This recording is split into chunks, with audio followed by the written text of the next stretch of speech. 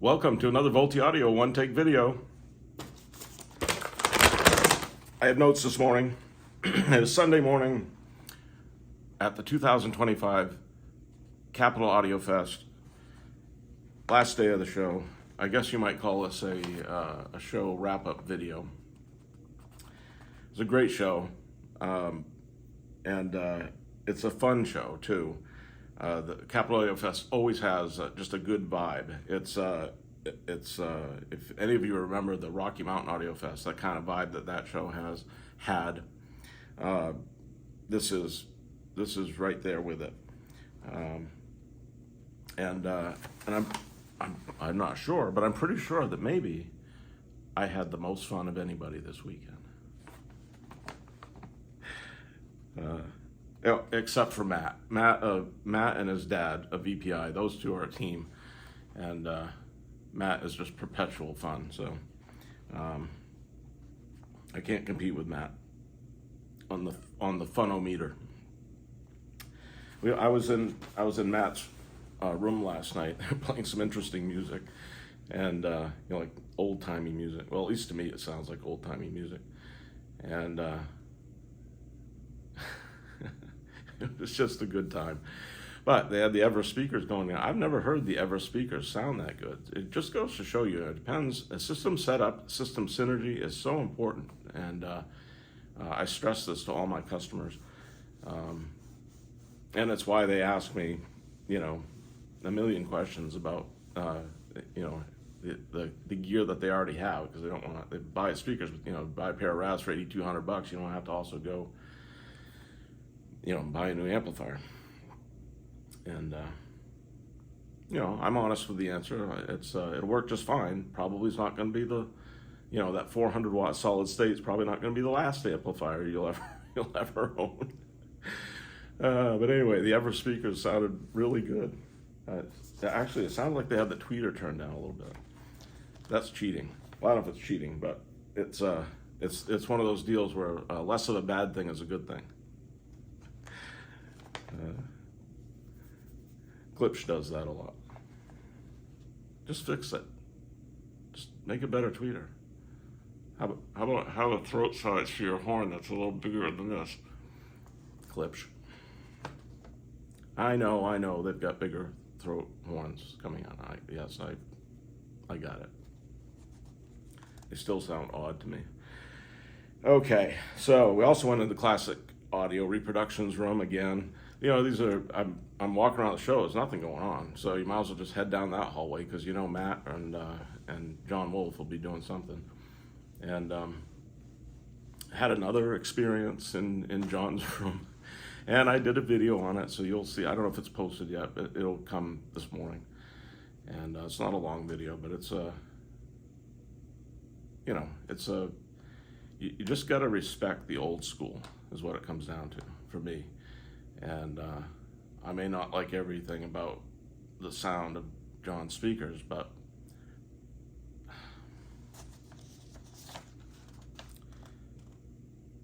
all right. So my mom, who is no longer with us, could sell ice cubes to an Eskimo. Is it appropriate to say that anymore? Maybe not. I don't know. You never know these days. And she taught me a lot about selling. My mom was a real go-getter, a real character. And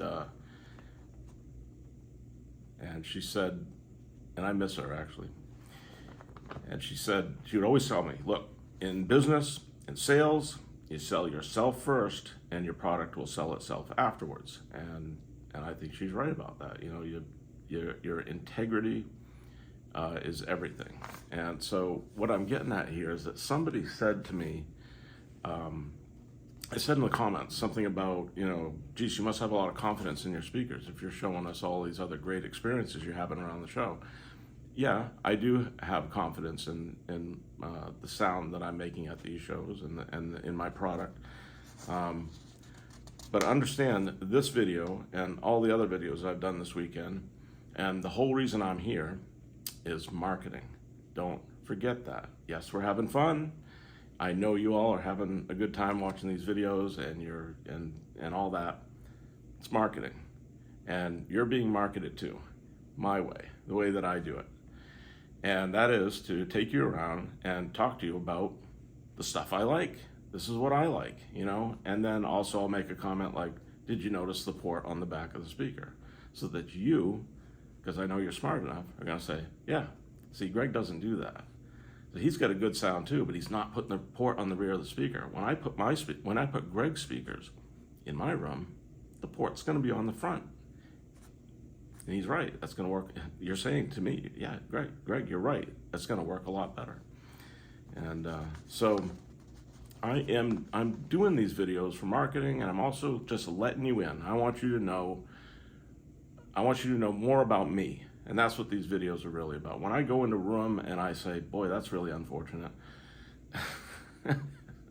That's just as instructive to you as me going in and saying, wow, I've never heard a piano that loud in my life. The only way you could hear a piano that loud is to lay inside the grand piano, maybe close the lid. So, that's what this is about. And yeah, I do have confidence. This is, I've been doing this kind of consistent marketing for many years now. And I show up here at the show every year. I'm meticulous about making sure that when you sit down here, you're getting the same sound that I get when I'm sitting and listening in my room.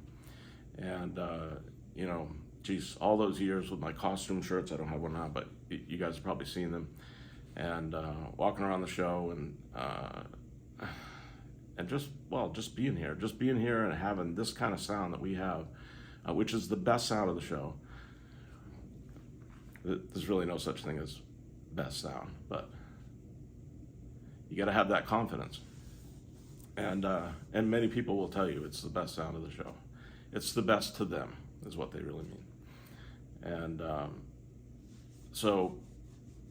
but that consistency, like all those years that I showed with Pete Grzybowski and Gary Dews, it's all of it, all through the whole 15 years that I've been doing this. It just builds and builds and builds to the point where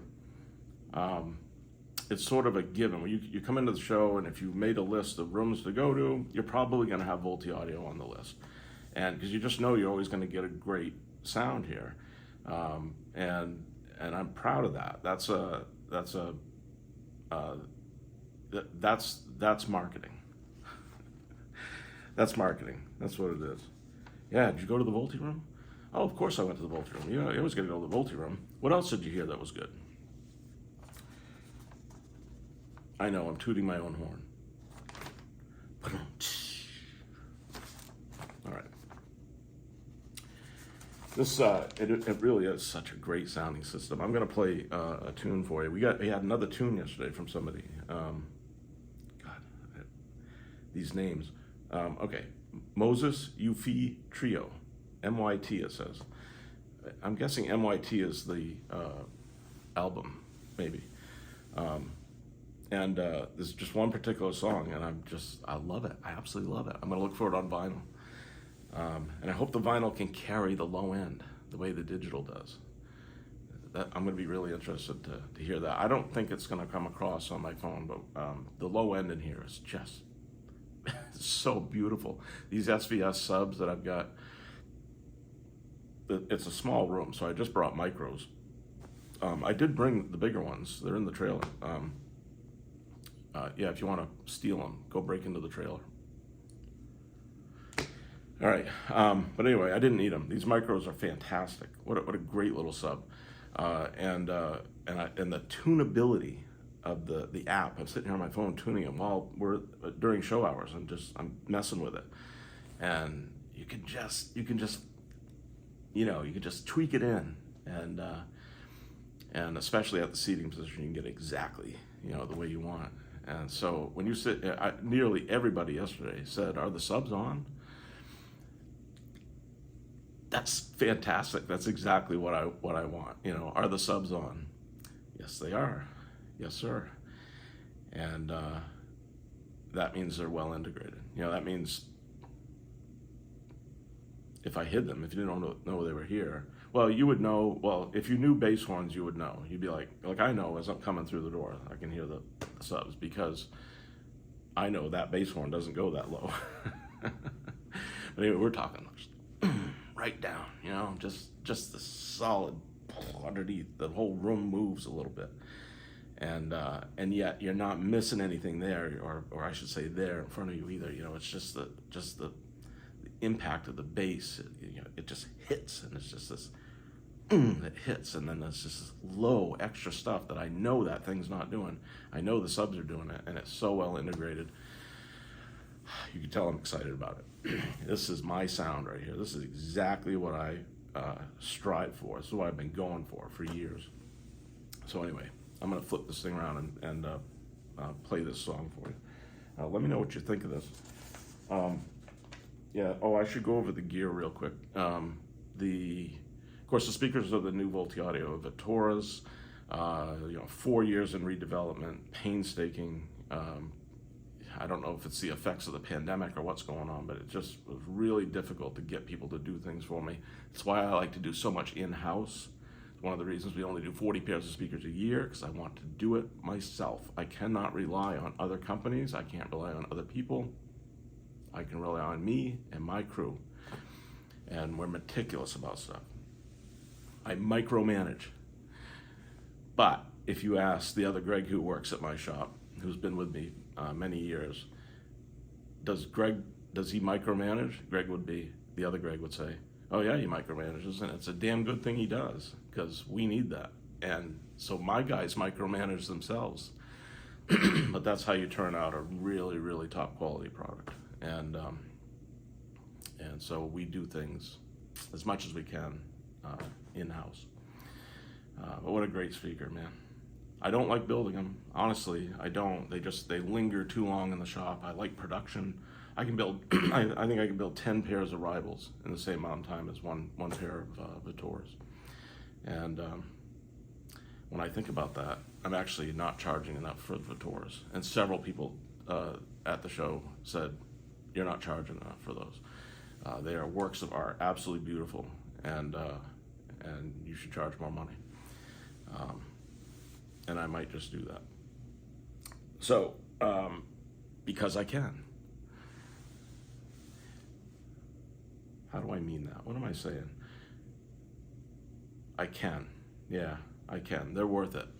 They are worth more money than that. All right, so the amplifiers, this Carry Audio SLI-80. I know it's only $5,500, but geez, it ought to be $9,500. It's a bargain. And it's not the most sexy sound, it's not a 300B sound, but my goodness, the tone on it, the tonal quality, the SLI-80, it's a gem in their lineup. Absolutely wonderful. When I heard it, I knew I had to become a dealer for this. And when a customer says, what do you recommend for an amp for my Raz? What do you recommend for an amp for my Rival? There you go. That's the one. Just go get it. It's $5,500. If for some reason you don't want it or you want something else, you can sell it easily on the used market. And anyway, I just love that piece. And made in the USA. And I've talked to Daryl about this. He says, Greg, he says there may be a part here and there inside that made its way in from China, but we really try to source everything from the USA. So if that's important to you, that's a nice little tidbit. Because I also like Prima Luna amps. I think the Prima Luna 300 is also a bargain. Same kind of sound, but that is all Chinese stuff. I don't have a problem with Chinese stuff. So I think really good stuff can come from China, and I think really mediocre stuff can come from the United States. So I think it's just a matter of who's building it, how well did they do. So what else? Our source, I have had 0 negative comments from people, at least to my face.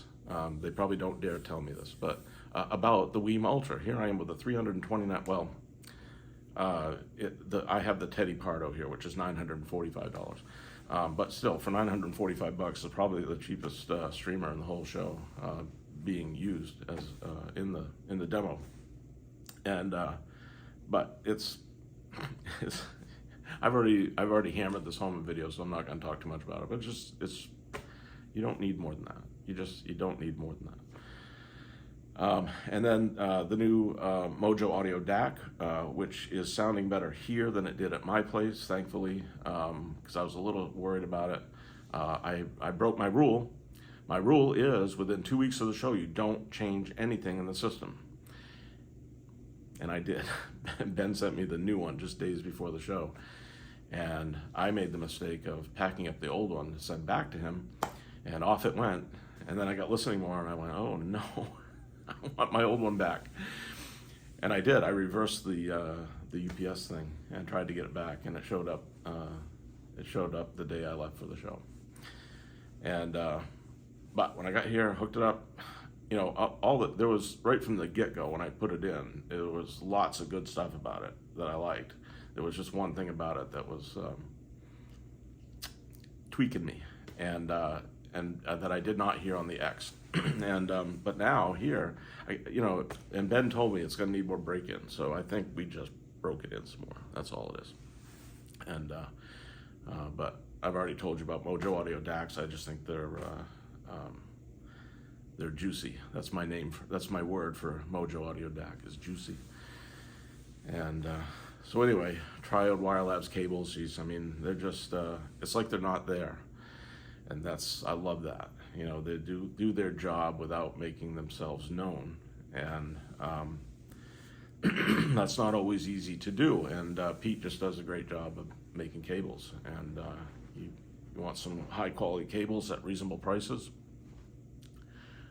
I highly recommend Triode Wire Labs cables. And so that's the system, and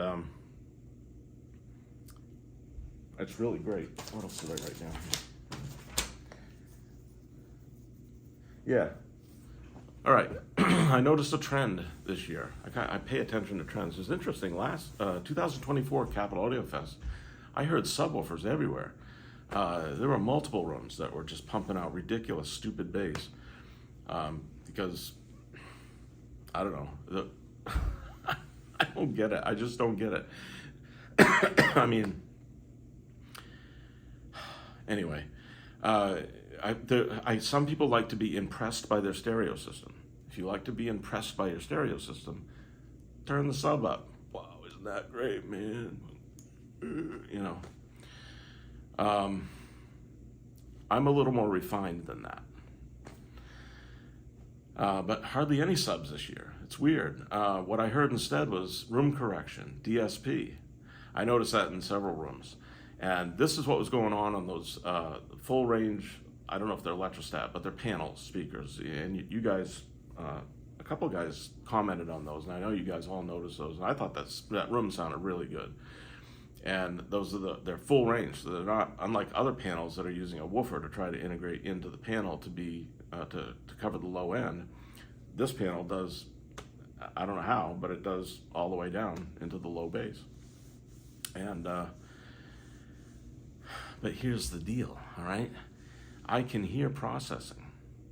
I didn't really notice it then. I would have had to sat down for just a few seconds longer and focused on it, but I can hear processing in systems. I walk into rooms and I sit down and I listen for a few minutes and I think, yeah, no, they've tweaked this, and the purity of the signal's not there. You can hear it. It's really hard to describe, but it's kind of like the difference between digital and analog. It's that type of thing where you can just tell that they probably had a really good signal at one point, right? The most pure a signal can be is coming into the streamer, right? That's the most pure it can be. Is it going to get any better between there and the drivers of the speakers? No. There's nothing that's going to make the purity of that signal any better. There's nothing.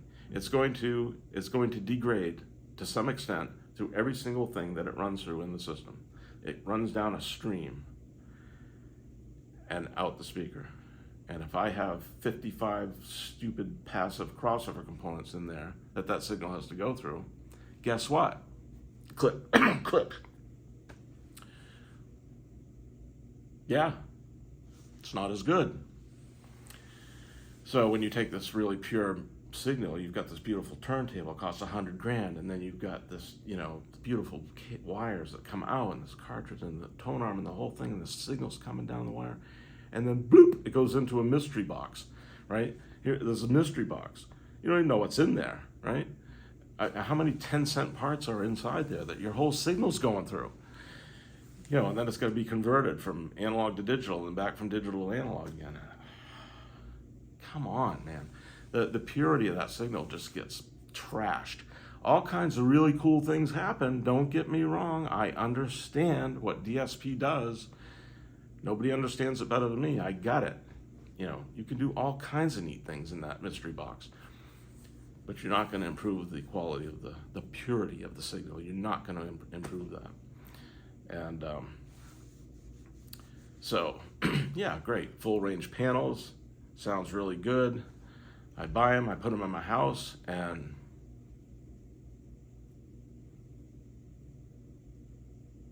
two weeks, 3 weeks max. That's it. I've had enough. I can't. I'm looking for something else, because every time I sit down, I'm trying to listen. Right? That's what it does. It could be a subwoofer doing something stupid. It could be a tweeter that's tizzy and hard. Or it could be a freaking DSP signal. Something. If it pokes you like this while you're listening, how much of that do you take? How long do you go? Right? This is why guys get on the roller coaster, buying and selling shit. Some guys don't sell it. They just pack it deeper and they pack it deeper into the basement. Yeah, so that's one of the things that makes this system right here that you're about to hear so great, is that it's not poking you. It's not. It's easy. You sit down and it's just, wow. Deep breath. It's so nice. The music is so nice. And it's something I'm really proud of. Listen, I hope you enjoyed these videos. I did a bunch of them. I haven't counted. There's 9 or 10 videos. I don't know. For those of you that, you're probably pretty surprised, Sunday morning, you Sunday morningers, Volti guys, get your cup of coffee and sit down, and you're going to be like, whoa, I don't think I have time for all those today. But anyway, I loved your comments. I hope you understand these were not meant to be show coverage videos. One guy said there's too much hallway walking. Duh. Pay attention, dude. It's just me walking around. It's one take. I know enough that if I was doing a show report video, I'd sit in the room for at least, I don't know, a minute. Even that would be rude. You really, you owe it to the guy who did all this work to set up, to sit there for a couple of songs. So anyway, I've had a great time doing it. I don't know if I'm going to do it on the next show. We'll see. I'm going to see how this plays out. Remember, this is marketing for me. This is business. This is not, I do have fun at it, but this is business. I have to focus on my business when I come here. I'm spending a lot of the company's money here doing this, and I've got to make sure that we do it right. And me out of the room walking around videotaping it, or videotaping. Anyway, we'll see how it goes. Next show is Florida audio show, which has been pretty good. Last year was, I don't know. I'm not sure I like this new venue, but I'll give it another shot. So, all right. Thank you all. Appreciate you. Trust your ears. Have fun. And I will catch you on the next one. I'm going to flip you around now, and I'm going to crank this thing up. So, you ready? But leave comments. Let me know what you think of this music. I'm at a real crossroads with my music. I know I've told you this before, crossroads with the digital analog thing, but I'm actually at a crossroads with music as well. A good crossroads. So here we go.